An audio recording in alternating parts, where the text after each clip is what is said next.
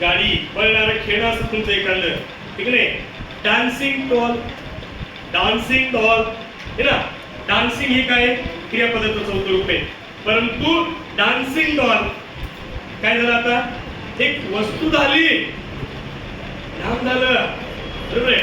जेव्हा क्रियापदाच्या पहिल्या रूपाला आयनजी लागतो बेटा, आणि आयनजी लागून ते कार्यक्रम काय करतो, ते शब्द काय करतो, ते शब्द क्रियापदाचं काम न करता नामाचं काम करतो, तेव्हा त्याला आपल्याला काय म्हणायचं, धातू साधित म्हणायचे. तेव्हा आपल्याला काय म्हणायचं, जीव म्हणायचे. आणि त्याची डेफिनिशन काय, आणि ING to go and its function, हे वाक्य लक्षात ठेवायचं.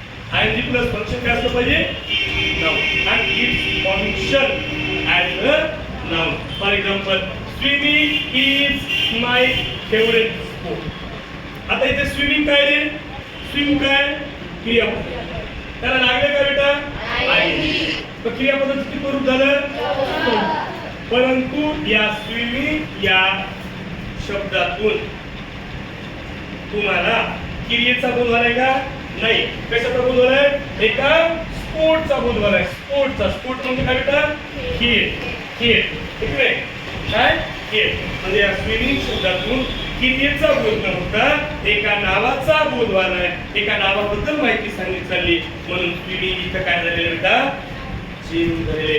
जेव्हा क्रियावाचक शब्द ज्याला आयनजी लागलेला आहे आणि ते क्रियापदाचं काम न करता नामाचं काम करतो, तेव्हा ते कोण असते, धातुसाधित नाम असते, किंवा कोण असते, जीवन असते. फॉर एक्झाम्पल, इथं स्विमिंग हे क्रियापद आहे, बरोबर आहे. क्रियापदाचं चौथं रूप आहे, किंवा क्रियापदाला आयनजी लागलेला आहे, पण इथून पोहण्याची क्रिया सांगितली जात नाही, तर खेळाबद्दल माहिती सांगितली जाते. आणि खेळ हे काय, नाम आहे. इथं स्विमिंग काय करेले, नामाचं काम करेले. Swimming is my best sport, किंवा swimming is my favourite sport, किंवा swimming is my hobby, whatever जे काही असेल ते. या पद्धतीचं रूप आहे, पण काम कशात केलं, नामाचं. दुसरं वाक्य घ्या, I love swimming. I love, इथलं क्रियावाचक शब्द स्विमिंग आहे, पण क्रियापदाबद्दल माहिती का, नाही. क्रिया दाखवली का, नाही. इथे कशाचा उल्लेख आहे, नामाचा. नंतर बघा, I hate cleaning the bathroom. I hate the cleaning the bathroom. Clean हे काय, क्रियापद आहे. आयएनजी लागलं, क्रियापदाचं चौथं रूप झालं. म्हणजे पहिला नियम फॉलो झाला, आणि आयएनजी. आता फक्त बघा त्याचं फंक्शन क्रियापदाचं आहे का नामाचं, त्याचं फंक्शन आहे नामाचं. म्हणून तिथे क्लिनिंग काय सेल आहे. खूप असे खूप उदाहरण टाकलेले आहेत, लिहून घ्या.